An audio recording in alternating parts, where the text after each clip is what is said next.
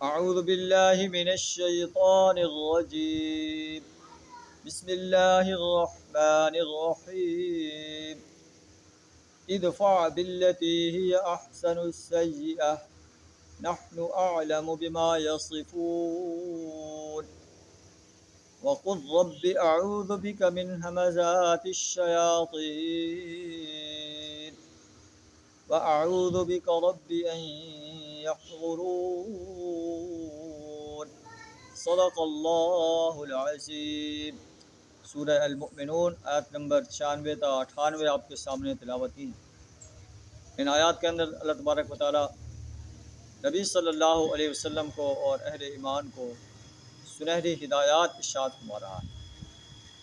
جب انسان یا کوئی نبی انسانیت کو اللہ کی وحدانیت کی دعوت دیتا ہے، اپنی رسالت کی دعوت دیتا ہے اور یوم حساب کے بارے میں انہیں بتاتا ہے، تو وہ لوگ اس کے دشمن بن جاتے ہیں، اس کو ساحر اور مجنون کہتے ہیں، کاہن کہتے ہیں۔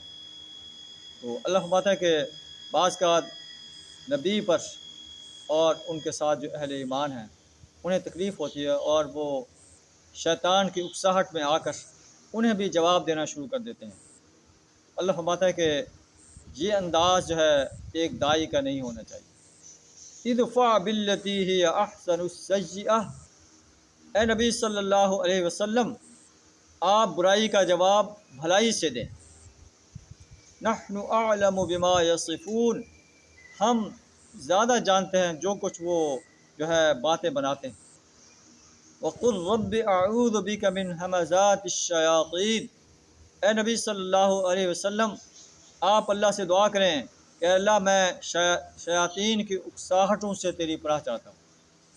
وَأَعُوذُ بِكَ رَبِّ أَن يَحْضُرُونَ، اور میں تیری پناہ چاہتا ہوں اس بات سے کہ وہ میرے پاس آئیں۔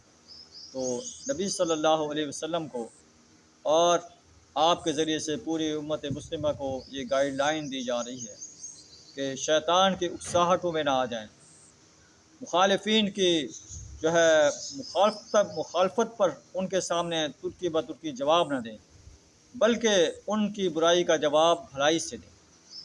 ادفع بالتی ہی احسن فاذا الذی بینک وبینہ عداوۃ کأنہ ولی حمیم، آپ برائی کا جواب بھلائی سے دیں، آپ دیکھیں گے کہ جس کے درمیان اور آپ کے درمیان عداوت ہے وہ آپ کا جگری دوست بن جائے گا۔ وما یلقاها الا الذین صبروا، اور یہ بات نہیں نصیب ہوتی مگر صبر کرنے والے انسان۔ وما یلقاها الا ذو حظ عظیم، یہ بڑے نصیبے والوں کو یہ چیز حاصل ہوتی ہے۔